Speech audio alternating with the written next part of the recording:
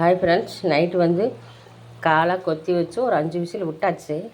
இப்போ பாருங்கள், இப்போ காலையில் நைட்டு வந்து மிளகு, ஜீரகம், பூண்டு, இஞ்சி, மிளகை கொஞ்சம் தூக்கலாகவே போட்டோம்.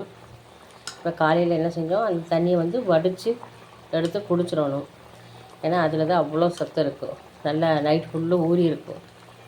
இப்போ பாருங்கள், தண்ணி வடிச்சிட்டோம். தண்ணியில் வடித்து ஒரு கப்பில் எடுத்துக்கிட்டோம். நம்ம இதை வந்து இந்த சூப்பாக வேணுங்கிறது உப்பு போட்டு நம்ம சும்மாவே குடிக்கலாம்.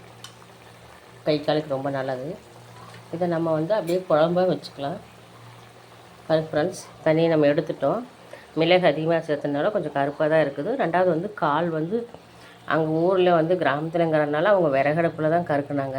கேஸில் கறக்கிறது வெள்ளையாக இருக்கும். விறகடுப்பில் கறக்கிறதுனால கொஞ்சம் கால் கருப்பாக தான் இருக்குது. கருப்பாக இருந்தால் என்னங்க, கேஸில் இல்லை விறகடுப்பில் தானே கறக்குனாங்க. அது ஒன்றும் பிரச்சனை இல்லை. கருப்பாக இருந்தால் பிரச்சனை இல்லை. பாருங்கள், இப்போ வந்து நம்ம தண்ணி மோந்துக்கிட்டோம். கொஞ்சம் இருக்குது. இதுக்கு நம்ம மசாலா ரெடி பண்ணி ஒரு குழம்பா வச்சு சூப்பராக சாப்பிட்டுக்கலாம். ஓகே ஃப்ரெண்ட்ஸ், யாருக்கு ஆட்டுக்கால் சூப்பு பிடிச்சிருக்குன்னு சொல்லுங்கள். பிடிச்சிருந்தா கமெண்ட் பண்ணுங்கள். இதில் லைட்டாக கொஞ்சம் மஞ்சத்தூள், இந்த மல்லித்தலை தூவி பிடிச்சிக்கோங்க. ஓகே ஃப்ரெண்ட்ஸ், ஆட்டுக்கால் சூப்பு ரெடியாக இருக்குது. வாங்க குடிக்கலாம். நானும் குடிக்கிறேன், நீங்களும் வாங்க குடிக்கலாம். சேர்ந்தே குடிக்கலாம்.